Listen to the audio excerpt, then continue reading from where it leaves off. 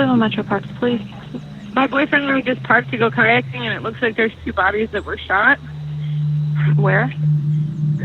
We pulled into the Rocky River Reservation. We're probably maybe 3 miles in, and both these people are definitely dead. We were coming in the car down the road, and we were pulling in to see if we could launch the kayaks. And I saw someone laying down here along the river. And I said to him, "You should go check on that guy. He doesn't look okay." His knees were bent, and he was facing the river. He had his eyes open, and I noticed a bullet hole in his head. It also had appeared to have just happened because he still looked warm. And that's when I noticed the woman lying down, face down on the bank. It was really shocking just to see her down there. Sorry. I remember being in kind of a frenzy, and I was honestly stricken with fear. So he said, "Please just go back to the car." And that was when I saw a truck with a guy sitting in it. And that just seemed really odd. There was also just the fear of like, did we just see something that could potentially be putting us in danger here? So I called back to Kate and I told her, call the police. Fort George Manager advises the 1022 further units to unit block of Ghost. 100, you can put me in route for rain. You got it. I believe everyone's in route. Additional units responding, we'll need the road shut down, please. When I heard the call dispatched, I responded straight to the scene along with 3 other detectives.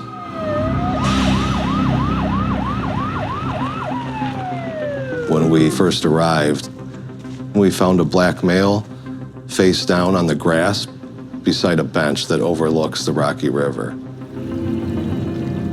And there was a white female that was face down in the water about 6 feet in front of that bench. Both of the victims had sustained gunshot wounds. The male was shot twice, and the female was shot once. It seemed apparent that it was either a double murder or it was a murder-suicide. We don't see a weapon. We don't see a weapon or anything, so this whole area is going to have to be searched. When we searched the crime scene, we found 3 shell casings from a small caliber weapon, and we rolled the victims over and found that there were no firearms concealed underneath them. So after we searched the area thoroughly and found no weapon present at the scene, it was apparent that this was a murder of both of those victims. When a gun's fired, the shell casings are ejected from the firearm before the next round can be fired. And the shell casings were found relatively close to the bodies, so that told us that the shooter was close to the victims when the murders occurred. Murders committed with firearms are inherently more difficult to solve because there's physical distance between the victim and the suspect, so there's no trace evidence transfer between them. As the assistant prosecuting attorney at the Cuyahoga County Prosecutor's Office, I was there to be available for legal questions on scene.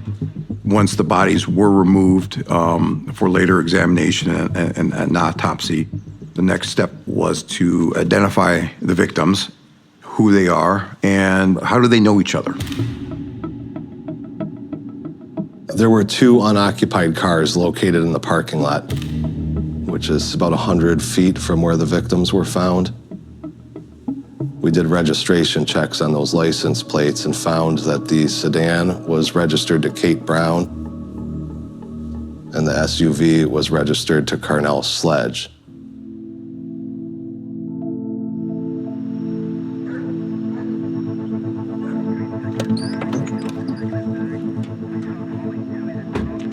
It was 3 a.m.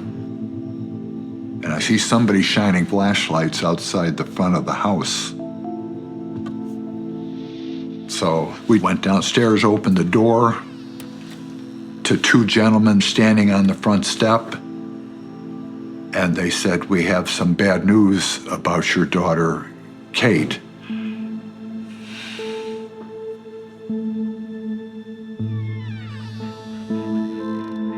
They identified themselves as the Metro Park detectives. And they showed me a sheet that had Nell's photos on it. My wife was still asleep. So I told them, come on up to the kitchen, and then I went and got her. And they said that, hey, you know, his son had been murdered, him and another girl in the Metro Parks. And I was like, you know, I wish something like that happened.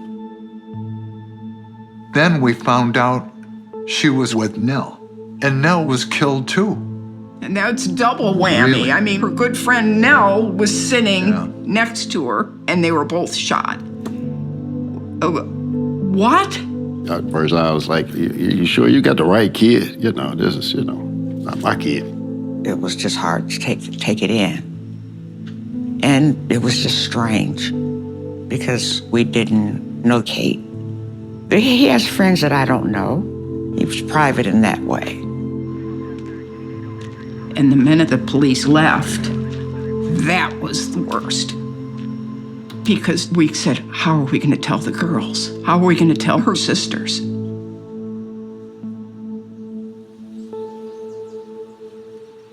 Christmas 1990. Yeah. What I got that Kate year. was 5. Oh, now you're going to get your stockings. Kate's trying to get hers down by herself. Yeah, Kate. Yeah, Kate. That's Kate. That's Kate by the front.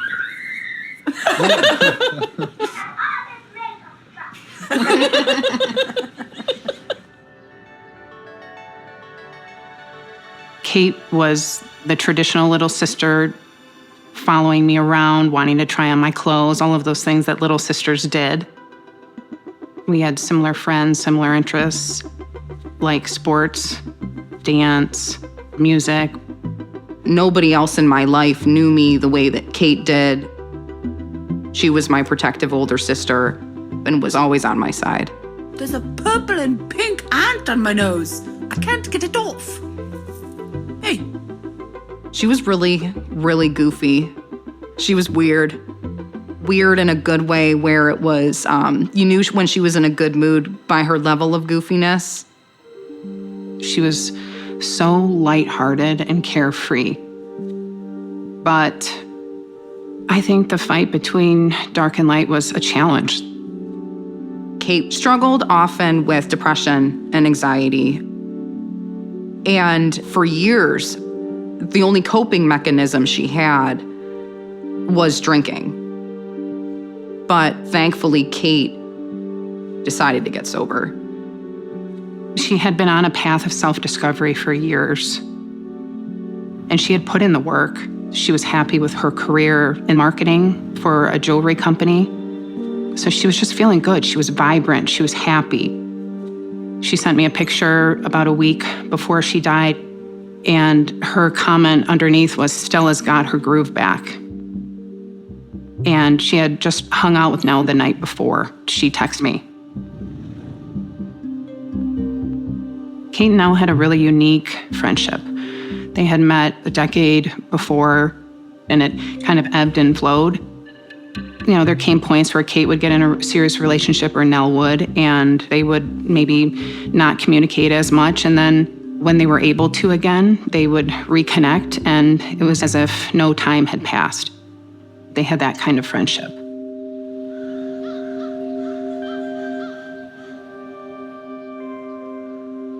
His first picture, Carnell was maybe 2 months old. Right. Look at him. He was so cute. He was a great baby. Yeah.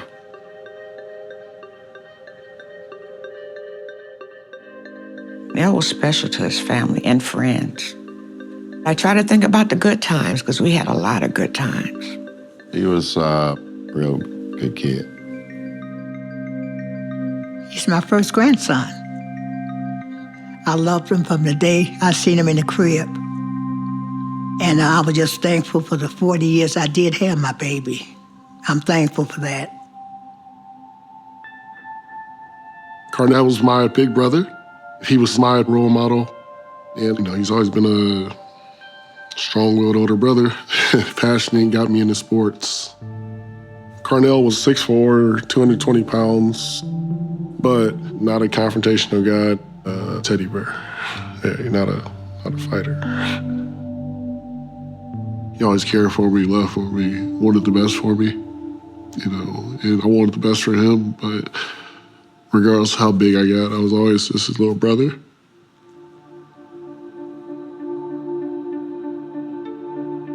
He was always a person that wanted to help people, even when he was young. All of his jobs surrounded kids. He coached children with disabilities, and they would have so much fun. He was so patient, and they loved him. They miss him so much. To this day, they still talk about Carnell. Yeah.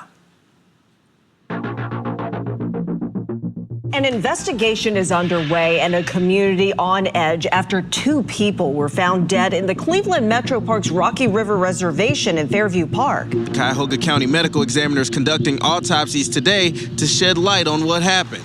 Until then, this community is left wondering. The Metro Park system here in Cleveland is often called the Emerald Necklace because in Cleveland, we're surrounded by all these green, luscious, beautiful parks. And it's not uncommon to see people jogging there, families pushing their strollers in the parks. All walks of life visit these parks. Kate's apartment building overlooked the Metro Parks, and she would meet friends down there a lot because it was beautiful. It's not like the city of Cleveland where on a weekend you may have 8 or 9 homicides in the Metro Parks. The last homicide we had prior to the one that we're talking about today was 20 years ago. And where this happened at, there was a lot of traffic going through that day, so it was really a very strange occurrence. This is where Kate and Carnell were killed. You can see the road and the parking lot is in very close proximity to the bench that they were sitting on when they were shot. Very close to the street, easily seen from traffic passing by. And 5 o'clock, there's so much traffic going down that causeway. 75 feet from this bench. How could it happen that nobody heard or saw anything? That just, to me, it's hard to believe. When we arrived at the scene, there was a man parked in a truck in that parking lot. We found out that he worked for a roofing company, and he said he saw Kate and Carnell arrive at the location. According to him, he was working on estimates and writing up work orders when this incident took place. He reported that he didn't hear the sound of any gunshots or see any suspicious people in the area. He heard nothing, he says. I question that. Why would you still be working in the park at 5 in the afternoon? And you don't hear a gunshot, several gunshots? Mm-hmm. I have told the authorities, I question that. Small caliber firearms are much less loud, and if that weapon was additionally silenced with a suppressor, it could be very quiet. So we believe that it's completely possible that the roofer did not hear the gunshots from that distance inside of his truck. He was our first person of interest in this case because he was there before, during, and after the murders.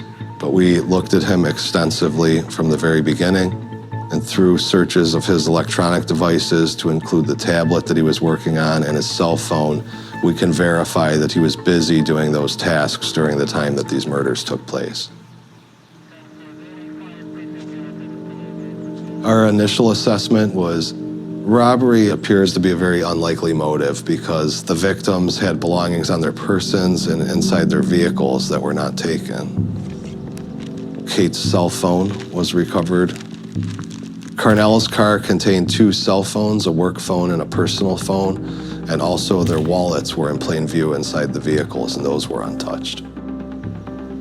We also found an area of blood on the back of the bench where the male victim was seated, and this led us to believe that the victims were approached and shot from behind. What they told us was, Nell, he was shot in the back of the head. When Nell had fallen to the ground, he was shot again in the head. Kate jumped down to the riverbank, which is about 5-6 feet, and started running away and was shot in the back of the head while trying to flee. The police don't know who the target was, but because Nell was shot first and twice, in my mind, that was evidence that he was the target and could have been trying to protect Kate. I think it's most likely that the assailant came from the street or from that parking lot, and the escape route could be the same way. Or it could be through these wooded areas. That's one of the unknowns with this case. We're about 150, 200 meters to the southwest of where the crime took place, underneath the Lorraine Avenue Bridge. A couple hundred meters down the road to the south, kind of a gravel pathway hooks up with this main bike running path. I am the Assistant Special Agent in charge of the FBI Cleveland Field Office. The FBI typically doesn't work homicide cases because it's not a federal violation. But I became familiar with the case after Cleveland Metro Parks asked for our assistance. This could be a potential avenue of escape if somebody was on foot or on a bike or something like that. Could somebody have ran over here after shooting 2 people and maybe not been seen and maybe scrambled up the hill? I mean, there's any number of possibilities. Every time I think about this case, I get angry.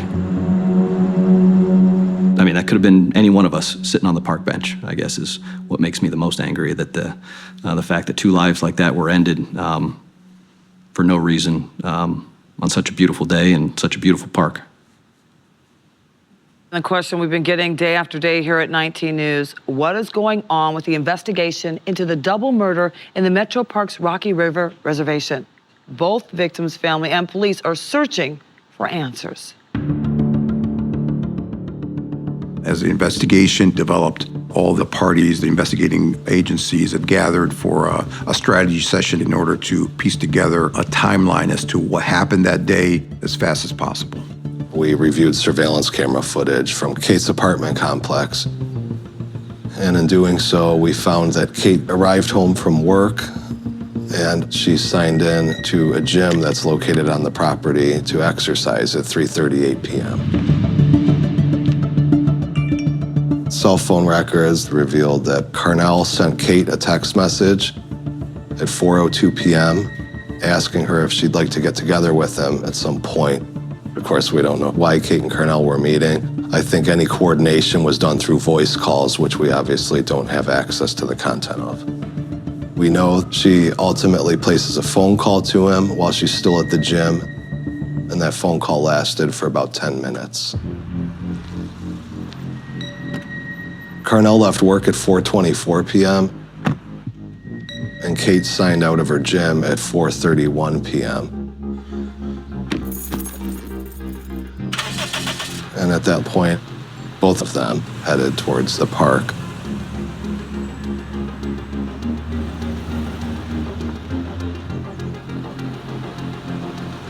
One of our officers was running radar along the side of the road, about a mile from the crime scene. And that officer's dashboard camera captured a vehicle that appears to be Kate's car traveling along the parkway towards the crime scene at 5:01 p.m. At 5:03 p.m., Carnell's car is seen passing that same police cruiser on the dashboard camera, also headed towards the crime scene. We believe they arrived there in about 2 minutes, parked at the scene, and sat on the park bench together. But one of the biggest challenges in this case is still, we don't know why they were meeting that day. That's the million-dollar question. Why did they meet that day? What was the meeting for? Has this been happening a lot more and nobody knew about it? Or was this just a one-time occurrence? I believe it was a last-minute meetup. I do. But I also believe he was there to help her in some kind of way. When things were tough for Kate, she'd look to Carnell, and likewise when Carnell was struggling with something, he'd get in contact with Kate. That's right. When this first happened, I imagined Kate reaching out to Nell because she needed a friend that day. But if it was Nell that wanted to meet up, I would guess that he had something important to tell her about their relationship, that he wished they could be more than friends. Kate had told me about a month or two before that he said, you know, Kate, one day we're gonna end up together. So in my mind, it could have possibly have been another conversation like that. Just don't know what could have been so important that they had to meet in person. It doesn't make sense to me. Because Neil had made plans for family dinner that day for 5 o'clock at his grandma's house. And the Rocky River Metro Park is the west side of Cleveland. So it was kind of going out of his way to go to the Metro Park from work and then back to grandma's southeast side. It seems if it were not so important, he could have went after dinner. Something made him go before dinner. My thinking is he was gonna go and maybe after he see her for a while, didn't call me and tell me, Grandma, I'm on my way now. But he didn't get a chance. As soon as he got there, it happened.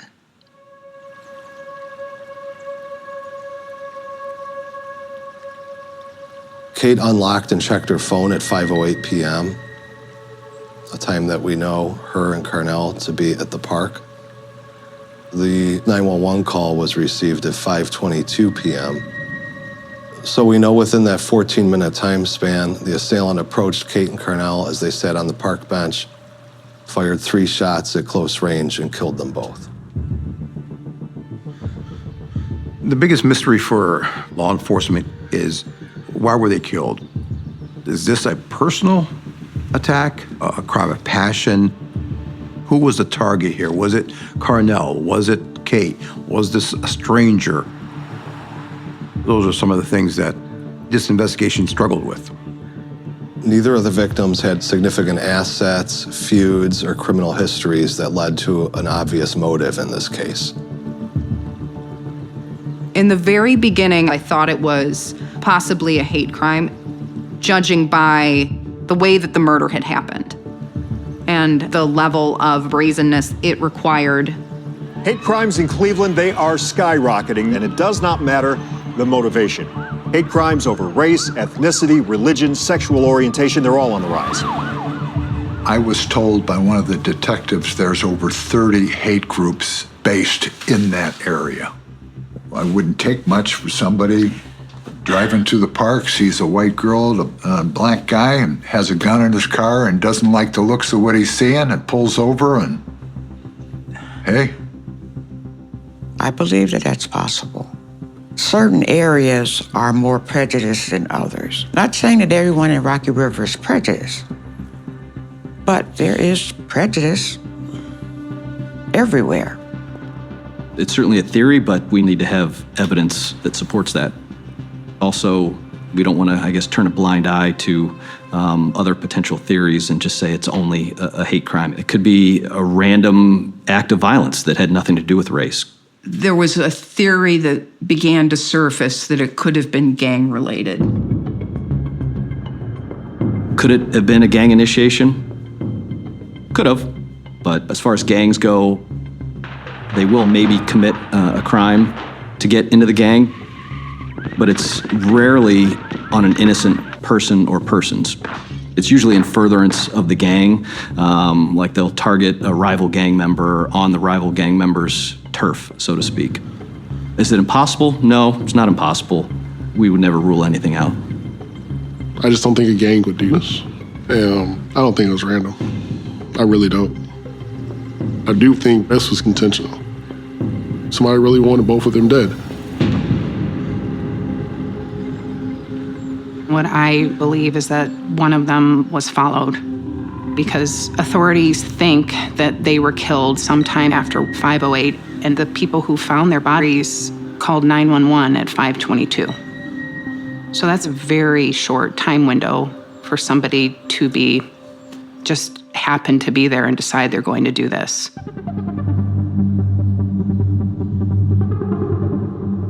After the murder, I thought of everyone differently. It could be someone we know. It could be someone Kate's family knows. Victimology is very important in any homicide investigation. Who is around the victims in terms of friends, family, associates, and is there anybody that wished them harm? Was there a stalking issue? Was there threats in the past that need to be vetted? We're looking for somebody that would have a desire to kill one or both of them, somebody that has access to a firearm, and somebody that would have the opportunity to encounter them at the park to carry out this crime. Everyone was a suspect after he died. Everyone.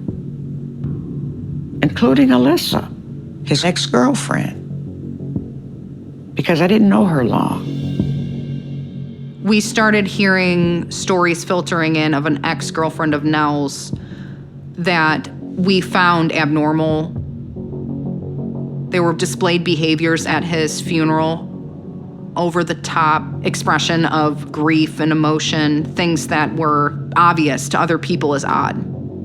And we were told from one of Nell's very close friends that his ex-girlfriend had a concealed carry permit. That was the first tip where we fixed our focus and started looking a little bit more at her.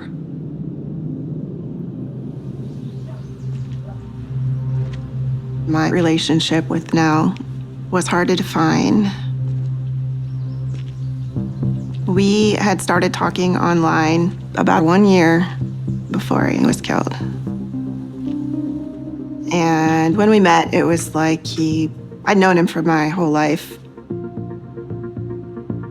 We dated for about 6 months and decided that we were better as friends for the time being, but it's complicated. A month before he was shot, we started talking again and we got closer and closer and we were gonna get back together. The last time I saw him was Saturday, the weekend before he was killed. But we texted the day that he was killed, and the last text I got from him was around 3 p.m. He was asking how I was, because I had had a tough day. So I texted him later that evening, and I said, no worries, it's in the past, and I never heard back. I saw what happened online the morning of June 5th, when one of his cousins posted a picture. It's like my heart dropped to the floor and I was just in denial, disbelief. When the murder happened, I was at work and I hadn't left until later that evening. But I did talk to detectives quite a bit afterwards. They did ask for my weapon, and I understand that. We did take a very close look at Carnell's ex-girlfriend, and she had a verifiable alibi that put her nowhere near the crime scene when these murders occurred. She was very cooperative in the investigation and turned that weapon over to us, and it was found not to be the murder weapon. I can only guess what happened that day because I didn't know anything about Kate and Nell's friendship. But I'm thinking it would have been somebody that Kate knew because I cannot imagine anyone wanting to hurt Nell. He's such a gentle soul. Yes, I'm biased because I'm Nell's brother, but I don't think it was him or someone he knew. And I don't want to point the blame at Kate, but I really think there was something or someone that maybe had an issue with her. It was one of those situations where we were again grasping at straws. I went on my own investigation to dig as deeply as I could in Kate's life. Going through her stuff after she died, it was the most intense thing I've ever had to do. In the months before her death, Kate had lost all this weight and she was feeling really confident and wanted to get out into the dating world again. She hadn't been in a serious relationship in a long time, hadn't dated, and so she was kind of stepping out into that world again, a very new world of online dating. She was on Tinder, and she was meeting up with a couple different people every now and then for different types of dates. The Friday before Kate died, she was communicating with this person, met him through a typical dating app, and she met up with him on a date. She just had this feeling about this person, that something was off. She described his eyes looking black. She didn't feel safe, so she left. And then later that weekend, found out that he had killed someone the decade before. The murder that he was a part of was extremely disturbing. He and his brother had stabbed a person and then set the body on fire. Kate was pretty frantic about it.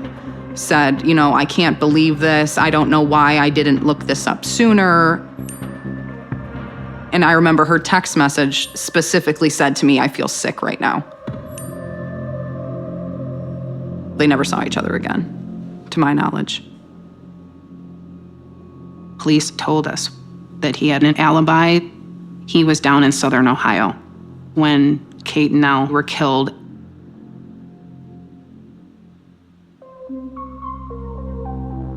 There was another man who she had dated for, I think, a year and a half maybe. She broke it off with this young man, but I don't think he wanted to take no for an answer. They had a very troubled relationship, and he was abusive. Everybody was aware that he was violent and had a violent history with her. They had thankfully broken up a few years before she died, but Kate, being a creature of habit, she would continuously see him secretly. And then I found out he was with Kate the night before she died. The police had told me that at Kate's apartment there were video cameras that saw him coming and leaving that night. And I pictured the ex-boyfriend showing up the next day when she left the gym. Them getting in the typical fight that they had always gotten into. And Kate leaving and him following her to the park. Because if she had denied him, if she had severed the relationship, again, he would want to retaliate. Police had determined that he was at a barber shop at the time that Nell and Kate were killed. Whether they have video footage of that or not, I don't know. The theory of a jealous boyfriend makes sense. Jealousy, when it rears its ugly head, who knows? And whoever did this was very brazen. Was it insanity? Was it a psychopath? Was it rage? Was it jealousy? I went over it and over it and over it, day after day after day. It just doesn't make any sense. Now tonight, a new effort to bring justice. The Brown family and investigators are hoping money talks. They are adding $70,000 to the already $30,000 in reward money, bringing the total now to $100,000. We are here today at this press conference to plead with anyone who has information to please come forward. We raised the reward money, and we thought, oh my God, somebody's gotta. If they know anything, they're gonna come forward. But no, the case started to go cold.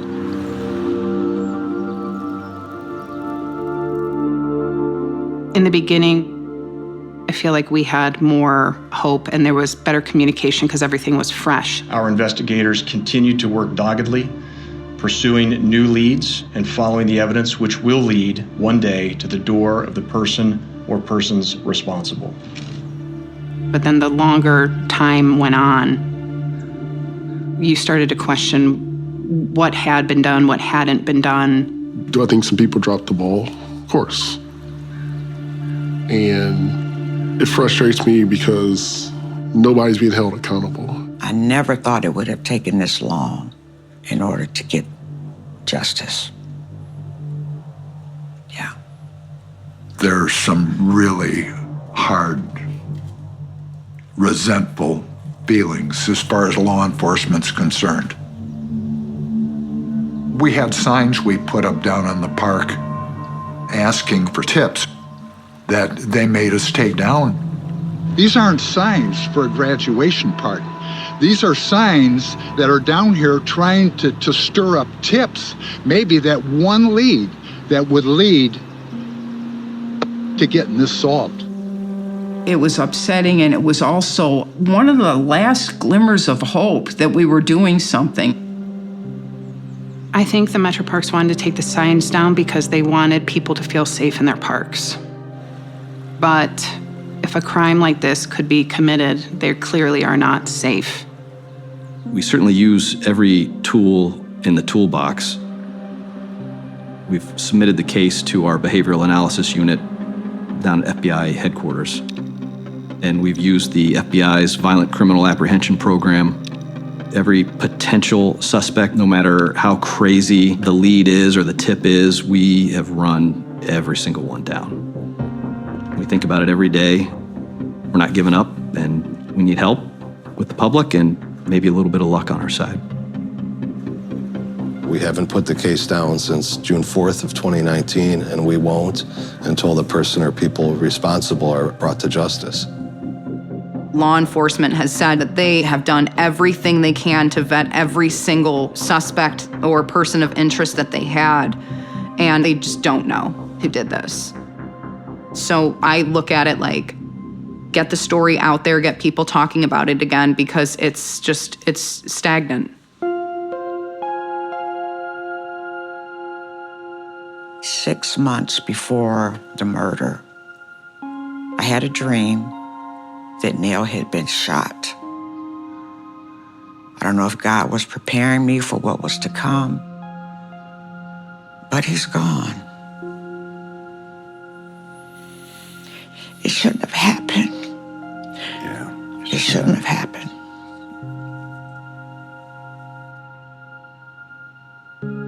I don't think I'll ever be able to make sense of what happened. I miss her so much. It still don't seem real. And I know it's real. Being the matriarch of the family, I'm supposed to be strong and tell the rest of them to be strong as well. And not to give up. I believe that this person believes that they've got away with murder, but it's not over. Someone knows what happened. Why they won't come forward, I don't know, but I pray that this is revealed. By finding the person that did this, I'll know that that person can't inflict this on someone else, and they'll have to live with knowing the wreckage they caused to our lives.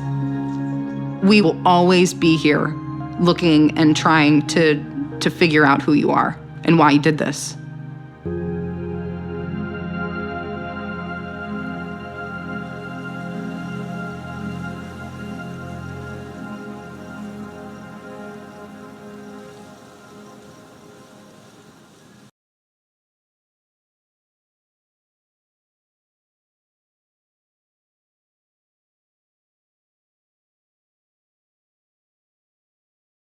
Autumn 2015 in northern France.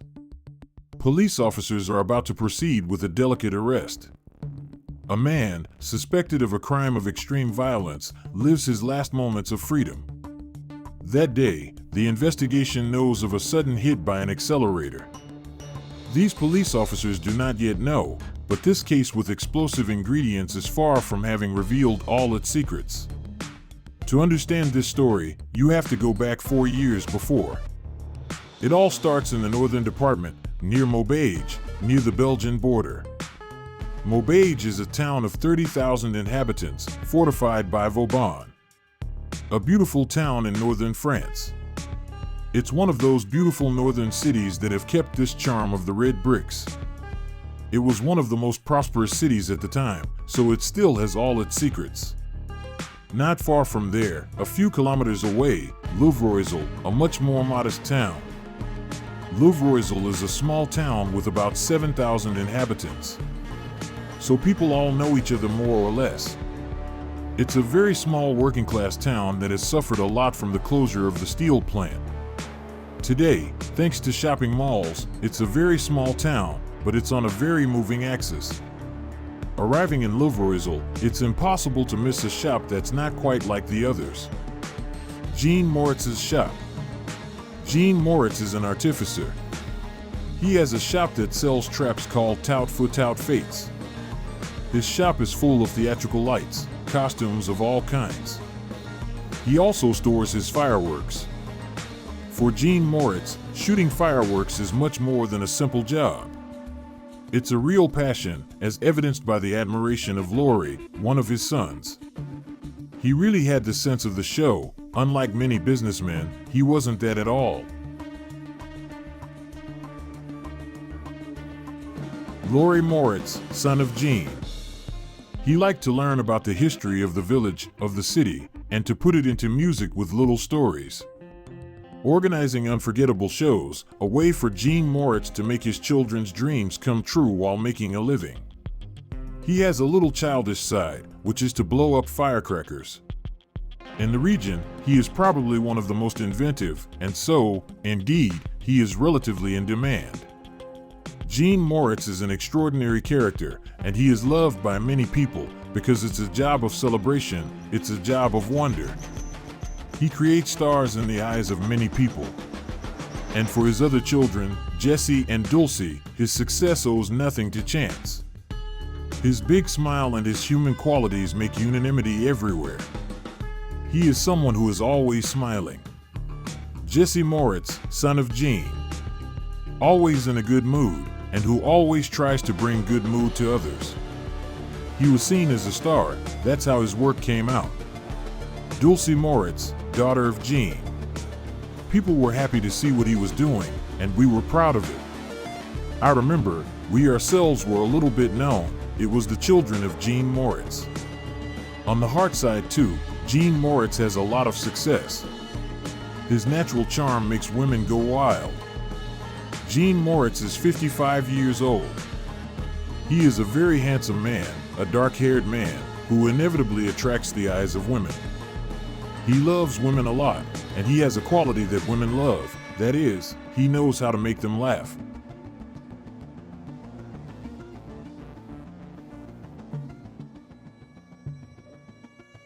It's his way of flirting. Besides, his family is a bit like his seductive side, since he had 8 children from 3 different women. 8 children in total, 6 boys and 2 girls, with whom Jean Moritz has very close ties, even though most of them, like Laurie, live far from the north of France. So, having so many children, it's essential that we stay united all the time. For him, family matters a lot. Children describe him a bit like a dad friend, a dad boyfriend. But at the same time, he doesn't laugh. If it doesn't work, Jean Moritz is able to get angry. Like with his son Jesse, for example. At the time, the 15-year-old young man lived with his father in the apartment located just above the store. I'm a teenager who's in a crisis, so it's quite conflictual. Half of the week, I have a lot of arguments.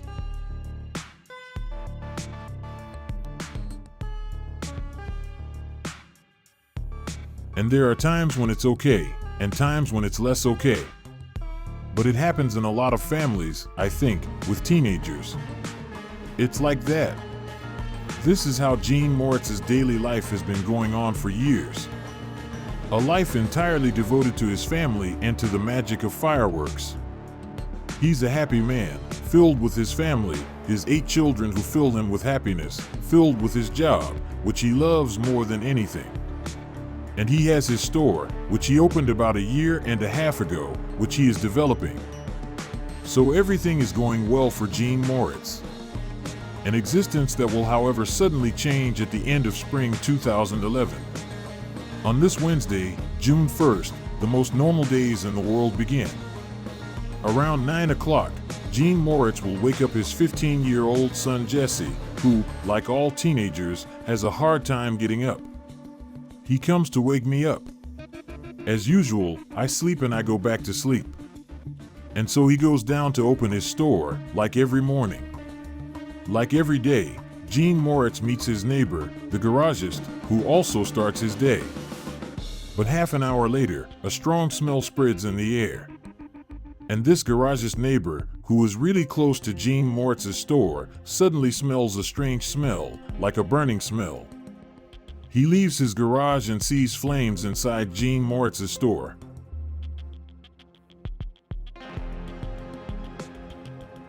He knocks on the window to open it. No reaction. And so spontaneously, this neighbor decides to call the firemen, not knowing at all what was going on. While the emergency services are on the way, the garagist tries to intervene with a fire extinguisher. Unfortunately, the store's front door is closed from the inside. So this fire, it is very dangerous because we must not forget that Gene Moritz is an artificer. And so he has rockets and fireworks in his store. There is a risk of general explosion. It's something obviously that can be difficult to control. From one moment to the next, the situation can turn to disaster. The whole neighborhood holds its breath. The owner of the building arrives in an emergency. And right away, he has the reflex to rush upstairs. He goes up to the apartment and there he finds Jesse asleep in his bed.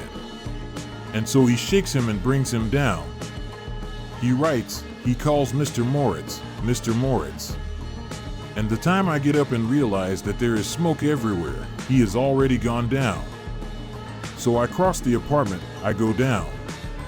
And there I see several fire trucks, several police vehicles. For Jesse, everything goes very quickly.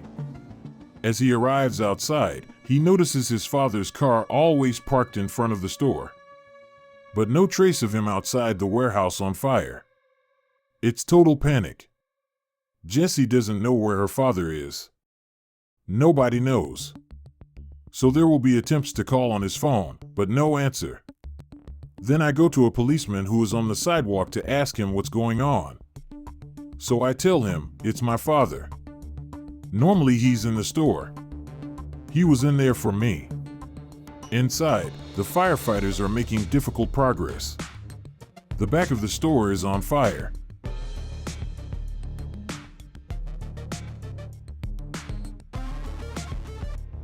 Yet they manage little by little to master the sinister. The smoke is just beginning to dissipate when they make a terrible discovery. And by searching and going back, we realize that under the roof elements there is a partially charred body. Half of the body, the top of the body is so burned that he can't identify the body. This is Gene Moritz. From the outside, the building offers a real show of desolation. It is at this precise moment that Patrick, a friend of the firefighter, arrives at the scene. When the firefighters try to identify the body and wonder if the victim they just found is not Gene Moritz, Patrick introduces himself to them by explaining that he can identify him. And he went into the store with the firefighters. And it is he who will identify the body. No doubt possible, the charred corpse is indeed that of Gene Moritz. Quickly, the unthinkable news spreads among these 8 children. A very sad day that Dulcie, his daughter, aged 11 at the time, will never forget. With Mom, we had decided that day to go up north for the holidays to surprise him. And before taking the road, Mom received a call from my older brother to tell him. She preferred not to tell us directly so as not to disturb us. She waited for us to arrive and for us to be reunited. There was family because she could not.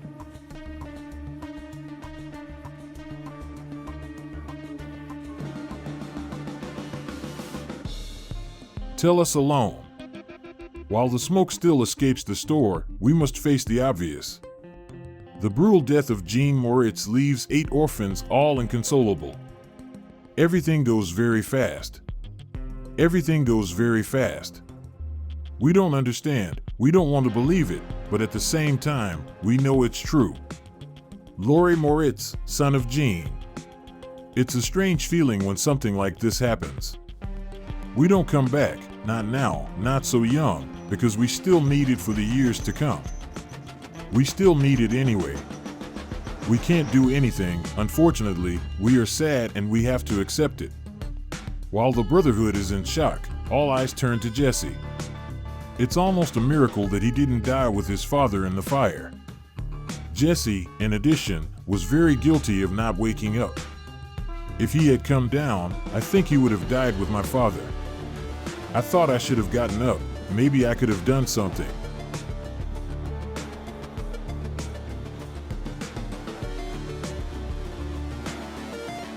Maybe I would have stayed there too. I don't know, maybe I was lucky. Immediately, the body of Jean Moritz was transferred to the Medical Legal Institute to be autopsied. Within his family, questions already arose. We thought of the accident at first, but even thinking about it, he was not in the preparation of the artifice. It was not at the time of the store that he was preparing, that he was handling the artifice, all that. My father was very careful. He didn't even come home with a lighter in his pocket in the workshop. He was hyper meticulous. In addition, I know that we could not have found anything from the store if the artifice had burned or had exploded there. According to his children, it was therefore not an accidental fire. In Louvroil and the surrounding areas, once the shock has passed, rumors spread. What if Jean Moritz had wanted to end his days? A scenario that his sons cannot imagine for a moment. The suicide was completely impossible because my father celebrated life. He loved life. There are other ways to commit suicide than to set fire to his store, at the bottom of the store, especially since I was 3 meters above, just above. Jean Moritz would never have taken the risk of putting the life of his son in danger. From then on, a strange premonition began to germinate in Lori's mind. Since I didn't believe in suicide, I also had doubts about the accident, or even the discomfort. It seemed strange to me to be uncomfortable and then to set fire. So yeah, I had the possibility of a murder the very next day.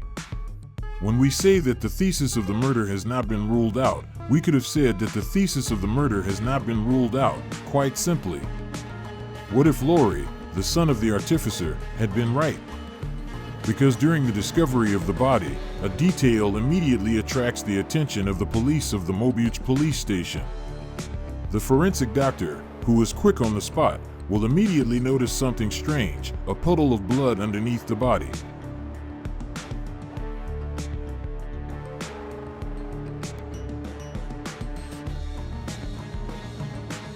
This blood should be dry, this blood should be burnt, this blood should be black, and in reality we see that it continued to flow even during the fire.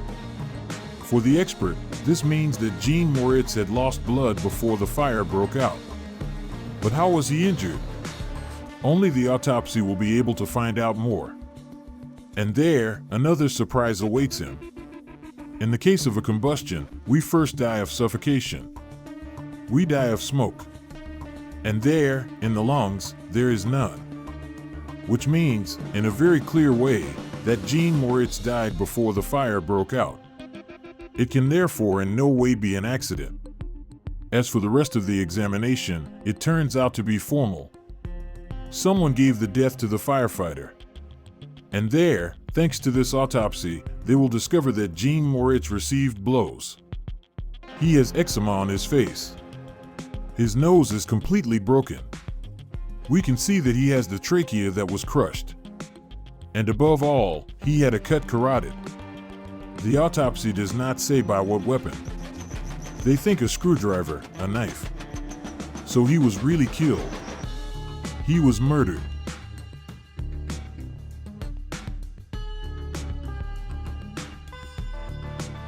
This is not at all the result of a fire. There, we are absolutely certain that there was someone who wanted Jean Moritz to the point of killing him. It's clear. It's obvious. A cut of the neck followed by a swallowing. The conclusions of the autopsy are without appeal. The criminal trail now makes no more sense. This is what we call a play. Last week, a shop of fireworks was ravaged by flames in Louisville. Inside, a lifeless body, that of the manager. But surprise, the autopsy has just revealed that the death of this man dates before the fire. Everything suggests that this is a murder. Interviewed by the regional television, Danny, Jean's eldest son, is also in shock. Who could have wanted the death of his father? Once we turned our brains, we knew that it was not possible that it was a suicide or an accident. My father was not like that. He was careful and full of life. He loved people and partying. He was not ready to leave all that because he loved this world a lot and his children too. And you didn't know him as an enemy? Not directly. After enemies, we never know. The revelations of the death of Jean Moritz are multiplying in the press. For these children, it is difficult to accept the circumstances of the murder of their father. We can feel the charm, the violence, something very hard. We can't believe it. Anger is rising. It's hard to sleep. When I heard it, my reaction was, I see it only in movies. Dulcie Moritz, daughter of Jean. It can happen to others, but not to me. I was told about the facts that it was a charm. Jesse Moritz, son of Jean. We thought a lot about why we prepared everything. Lori, Dulcie, and Jesse are far from imagining it, but this terrible ordeal marks for them the beginning of a nightmare that will last for many years. Faced with the extreme violence of the crime, the Judicial Police of Lille resumes the Jean Moritz case. A week after the events, for these experienced investigators, the task is difficult. The fire destroyed almost the entire shop. Virginie Selvetti, journalist. When the firefighters put out the fire, they shook everything, so the crime scene was flooded.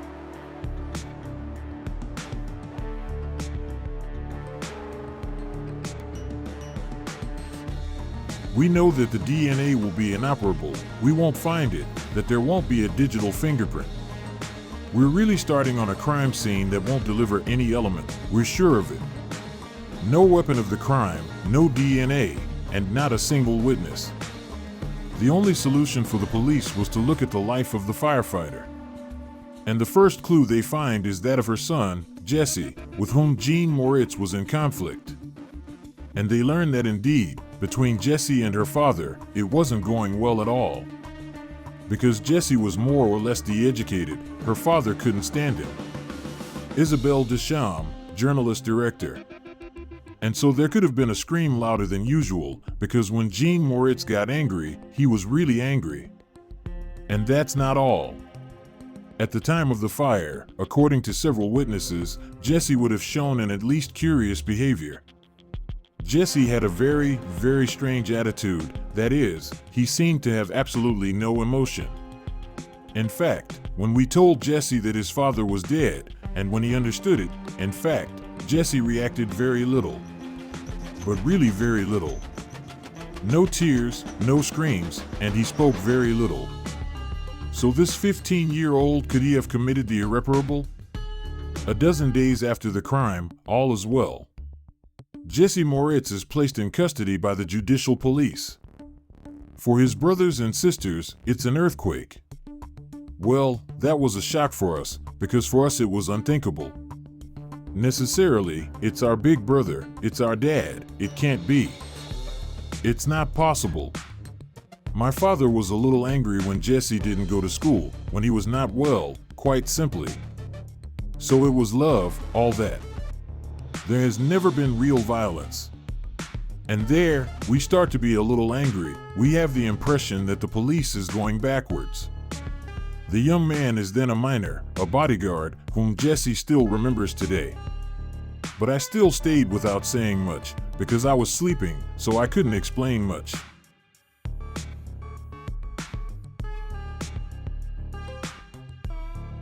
You have to put yourself in Jesse's place. He is 15 years old. He learned that his father was dead, and now he finds himself in front of the investigators, suspected of having killed his father.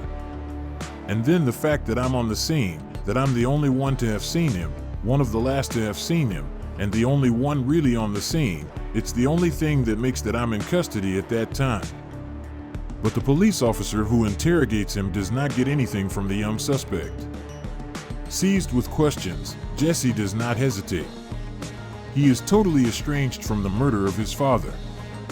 You have to imagine that when Jean Maurice woke him up, he pretended to fall asleep in his bed, that he let his father down, that he went down after his father. To go see his father, to go into the shop, and go out to go back to bed while he himself would have lit the fire downstairs. It didn't make any sense in the end, especially since two major elements plead in favor of the teenager. The clothes he was wearing on the day of the fire, as well as his body, have no suspicious traces.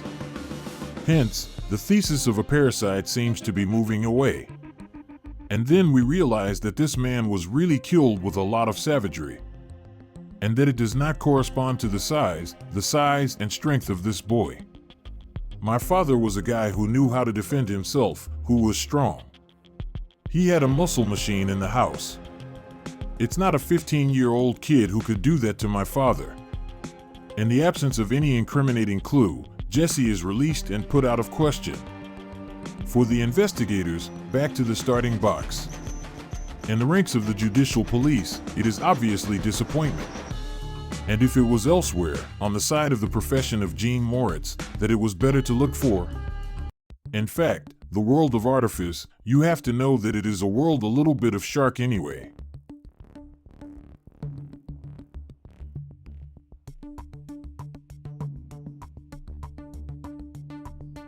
He had a lot of competitors who did not necessarily appreciate him because he had a lot of contracts, a lot of markets, very affordable prices for what he was doing.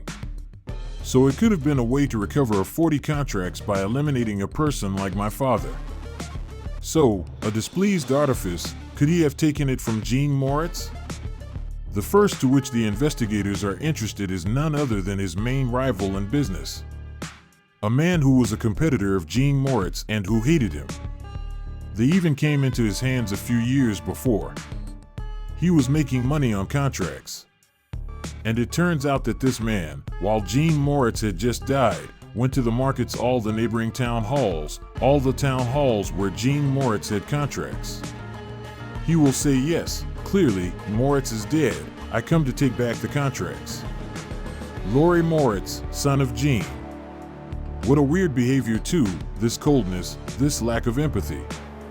For the sworn enemy of Jean Moritz, his disappearance is an omen. And his quickness to contact the victim's clients alerts the investigators. But again, this lead leads to an impasse. And for good reason. Despite his devouring greed, this artificer has an indisputable alibi. As for the scenario, he does not hold the road. If he postulates and if he candidates, it is really that he has nothing to do with all this and that he is just animated by a financial interest. So whether we are a shark, whether we are indeed a man without feelings, does not make the person a murderer or an assassin.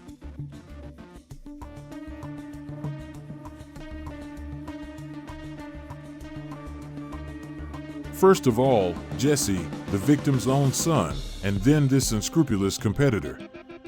For the police, the result is there. These two leads that seemed so obvious have just collapsed. Jean Moritz's murder remains a mystery.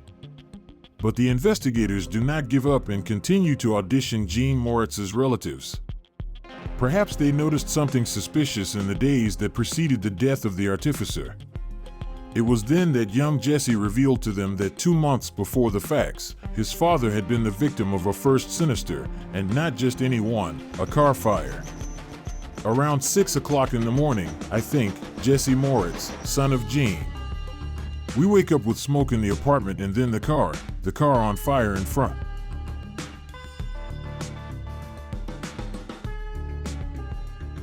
My father calls me and he tells me I had to pick up the kids this weekend. I couldn't go because yesterday morning my car burned at 5 o'clock in the morning in front of his house.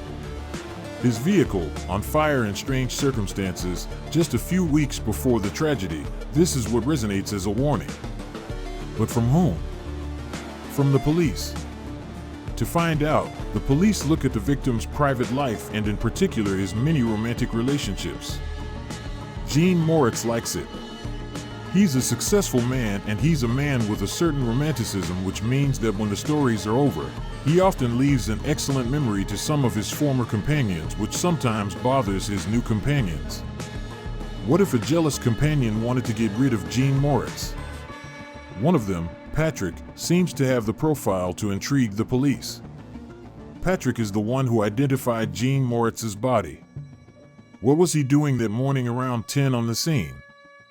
Already for investigators, it's quite strange, quite disturbing.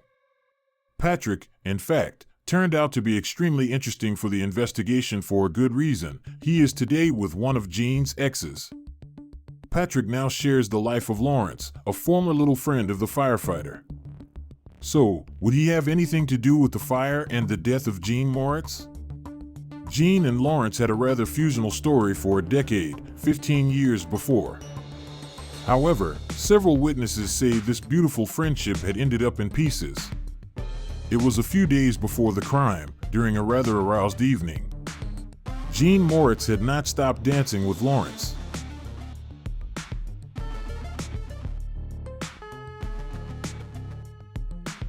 And Patrick had taken it very badly, had not opened the mouth of the evening, and that he looked very, very opposed. We see that it bothers Patrick that my father has again approached Lawrence. In the minds of investigators, a possible motive is drawn, the jealousy of love. But when Patrick is placed in custody, he also presents them with an alibi. We realize that he made purchases that day. We realize that he went to a commercial area that is quite far away. Indeed, Patrick's phone rang at the time he said it, at the places where he said it. Patrick could therefore in no way be at the crime scene when the fire broke out. After the son, Jesse, after the artificial competitor, the track of this jealous companion collapsed in turn. 3 weeks after the murder, the judicial police of Lille is on the teeth. The only solution to move forward is to dissect a little more Jean Moritz's love life.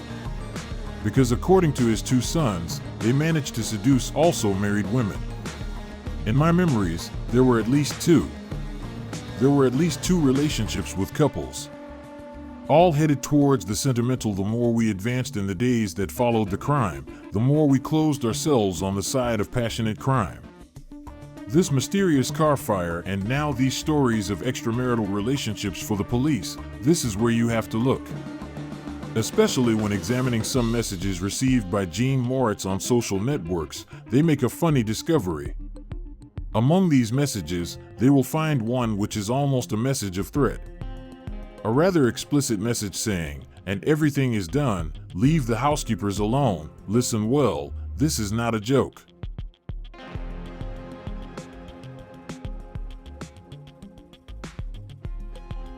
Leave the housekeepers alone. What does this message of threat mean? And who sent it? For investigators, it's amazement, because they quickly understand that it is a teenager barely 14 years old.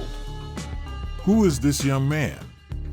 Why is he threatening and why is he talking about breaking housekeepers? The police will very quickly look to find out who this teenager is who sent a message to Jean Moritz and who are his parents. What is the link with Jean Moritz? The mother of this teenager, would she be one of Jean Moritz's liaisons? Question: his entourage confirms the quinquagenaire was living a burning sentimental story with this divorced woman that we will call Sophie. At that time, Jean Moritz had an intense love life. In fact, he made the acquaintance of Sophie.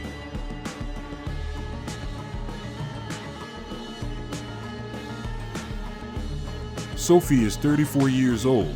They are about 20 years apart.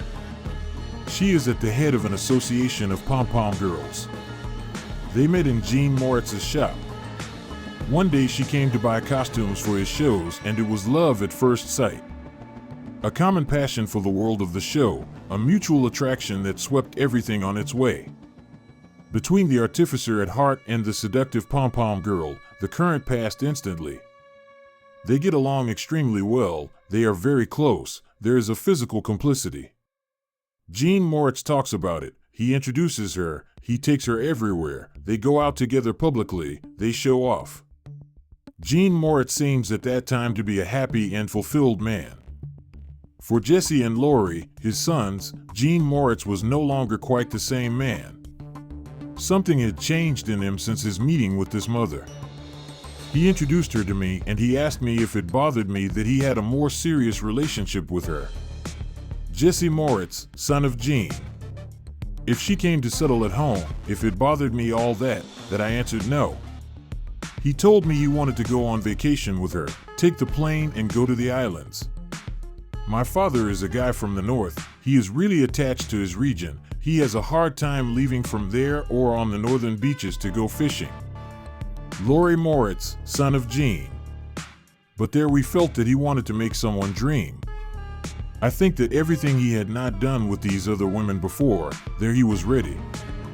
Gene Moritz was therefore in perfect love with this young woman. But the police quickly understood that there was a shadow in the picture. In this case, Sophie's ex-husband, whom we will call Kareem. He lives on the other side of the border, in Belgium, and works in the building. The relationship between Sophie and Kareem is not clear because we learn that normally they are separated, divorced, but that he regularly comes to see the children who sleep at his ex-wife's house. When he wants to visit his children, he decides to sleep at Sophie's. He imposes himself, he takes care of his children and then goes back to Belgium. Kareem has a hold on Sophie. A separation visibly very complicated. First reflex among the investigators to question Sophie, the pom-pom girl, as a witness. Kareem, his ex-husband, did he want Gene to be his new companion? Could he have a link with his murder? She says she is friends with Gene Moritz, but that she has no relationship with Gene Moritz at all. Isabelle Deschamps, journalist-director. Then she will come back to it. She will say that if finally she has relations. The investigators wonder why Sophie was interested in hiding this relationship, and they discover that Kareem is not a child of heart. He has a fairly full case file, especially for acts of violence, and so the investigators think she was afraid of it. From there, for the IPJ, everything accelerates. Indeed, according to several witnesses, this Kareem would have even come in person to explain himself to the artificer of Louvre.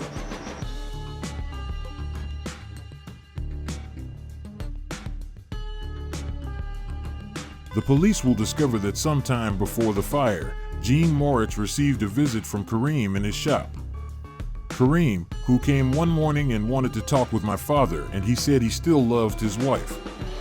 In any case, he left with tears in his eyes, saying to my father, "But now what are we going to do when we love the same woman?" Two men madly in love with the same woman and this crime of extreme violence. Would the investigators finally be on the right track? To confirm their intuition, they start a neighborhood investigation. This is where a man, a former firefighter, gives them crucial information. While they were on the scene at the time of the fire in Gene's car, he met an individual with suspicious behavior. He said, "But I remember something very strange. A man passed by in a car and he spoke to me." He told him, "It's not a criminal fire, it's necessarily a problem with the engine since the flames came from the hood."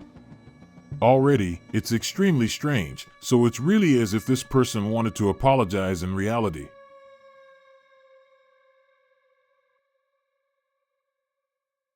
An attitude that raises questions, especially when their witness gives a sign of this man. The individual he describes would look like Kareem, Sophie's ex-husband. And then this former firefighter perfectly describes the man he saw in this dark car. He describes a small man of Maghreb origin with very short hair. We're going to ask him if he recognizes Kareem in the photo, and bingo, this witness will recognize Kareem. Another disturbing element, by resuming the neighborhood investigation, a new witness manifests himself. He too would have seen a man that could correspond to Kareem's description, but this time, the day of the fire at Jean Moritz's store. That day, on the morning of the events, there is someone who works on a roof and who sees someone running along the building, going crazy, who doesn't really know where to go, going crazy. I learned the physical description when I saw that. For me, it was Kareem. The physical description, it looks like what I know of Kareem.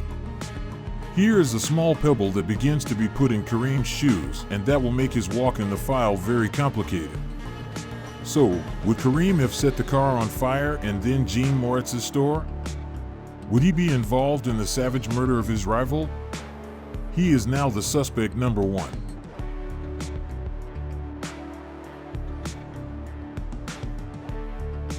Lille Judicial Police, October 4th, 2011. 4 months after the crime, Kareem is placed on guard duty. Investigators hope to crack him, but this worker of the building is perfectly serene. To begin with, he details his schedule since the day before the events. He explains that he arrived on the evening of the 31st and that he slept at his ex-wife, Sophie, to see her children as he usually does. And that in the morning, they got up and left at 8:30 a.m. Kareem makes himself even more precise. At 9 a.m., when the fire broke out in Louvreuil, he was several kilometers away. Witnesses, he says, can even attest to it. That morning, he had an appointment with Stefan, Sophie's cousin. Except that no schedule can be confirmed by either of them. Even though the versions are a little blurry and changing, there are still 3 people, Sophie, Stefan, and Veronique, who saw Kareem that morning and who come to provide an alibi. After less than 24 hours of custody, Kareem is released. No confession, and thanks to this alibi, no charge is held against him. For Jean Maurice's family, it's still a cold shower, and several months will pass without any investigation. His children continue to mobilize. What really happened in Jean Maurice's shop last year? A question that the family and friends of this firefighter found dead in his fire shop. They gathered today in Louvreuil to demand the progress of the investigation. Department of the North, June 1st, 2012.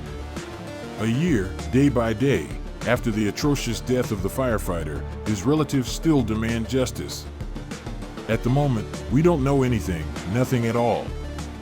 No information, nothing. In the Moritz clan, it's the same feeling of anger. For his sons, the investigations have been going on for far too long. His phone was not found, and he continued to call for 4 days. That's why I'm telling you that we asked for a geolocation of the portal after 2 days, which was never done. It was done after 8 days, and after 8 days, all that was dead.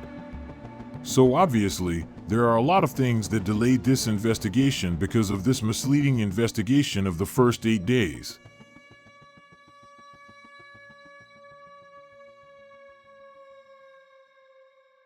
We are forced to wait.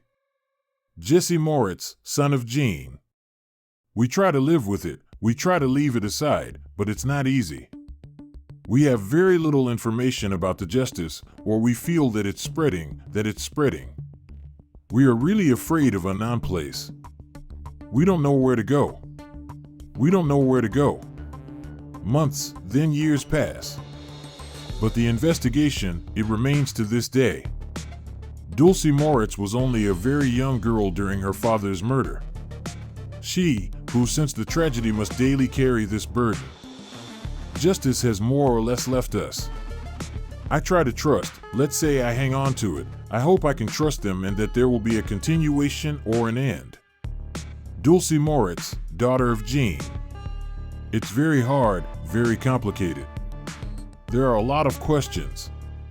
There are very, very dark moments where, For my part, I preferred to be alone. It closed me a little on myself. For years have passed since the crime. While the hope of one day identifying the murderer of Jean Moritz diminishes, an event will come to shake everything. That year, a television team contacts the victim's family. The file Jean Moritz Interests Non-Elucidated, a show dedicated to unsolved cases, the famous cold case. The goal of this show is to go back to all the tracks of these unsolved cases. But unlike many winter events shows, the difference is that in the end, we have no culprits. It will make things move. For better or for worse, no one knows in advance. But whatever happens, it can only do us good. So we go, we run, and we attack. A job that sometimes helps to relaunch this kind of investigation. The interest of this type of show is that when a case sleeps like that, Isabelle Deschamps, realist journalist, the fact that the media are interested in it, it puts them above the pile. It comes out like a plug. We hope that it will bring something and that the investigators will say to themselves, "Ah yes, we missed that," or we will look more precisely at certain points. While the journalist contacts most of the protagonists of the story, the judicial police jumps on the occasion.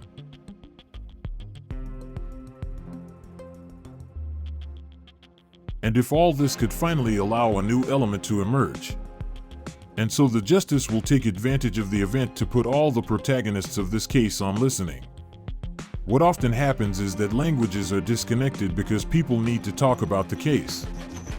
Policemen, like magistrates, hope to get new information. The police were not wrong. In September 2015, at the time of the broadcast of the report, Sophie, the liaison of Jean Moritz, ignores that she is listening. And she multiplies the calls and messages for Kareem, her ex-husband. Investigators find that there is a lot of activity and a lot of exchanges between Kareem and the members of his family. We're starting to get a little crazy on that side, and it's not trivial. We realize that it disturbs them a lot.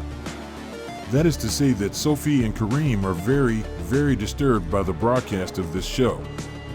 They are worried. They do not know what it will give, why the TV gets involved. They feel very, very uncomfortable. For the investigators, it may be an opportunity. Especially since Veronique, the wife of Sophie's cousin, is even more explicit about her hearings. Remember, it was she who 4 years earlier had provided an alibi to Kareem. Veronique, who drank a coffee on the morning of the crime with Kareem, would be explaining to relatives that on that day, she would not have seen Kareem. In the end, it is by watching the show that they realize the seriousness of this case and the importance of their testimony. It's a complete upheaval on the case. Sophie, her cousin, and the wife of this one, these three key witnesses, had all at the time attested to the presence of Kareem miles away from the fire. But with his hearings, everything could change. So they are interrogated again and all change versions. People made a mistake. It's not at all at the time when they said they saw Kareem that they mixed everything up and that in reality, they are linked to landmarks, especially the fact of having the newspaper on the table that was already talking about the fire and that it was not that day that they had seen him, but the next day.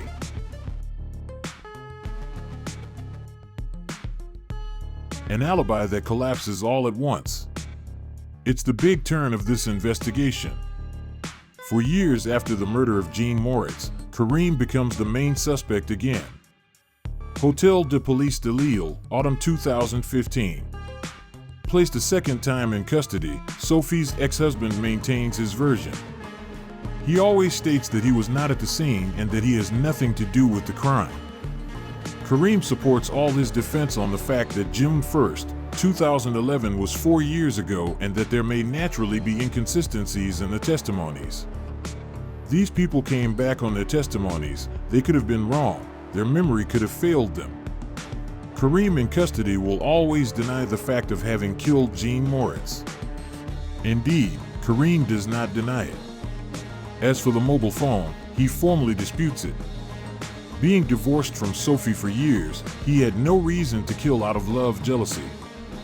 However, he is put on trial for voluntary homicide and incarceration. Today, Kareem continues to claim his innocence.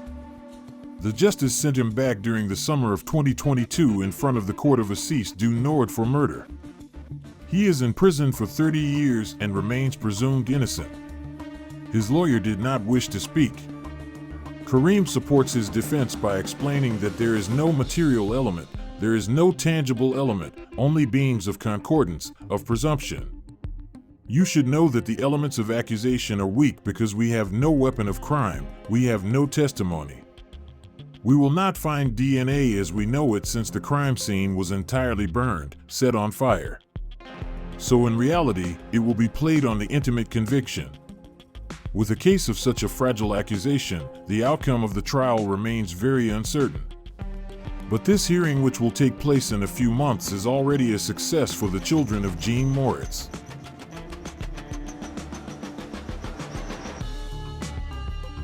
After so many years of uncertainty and fighting, it's a big step towards the truth.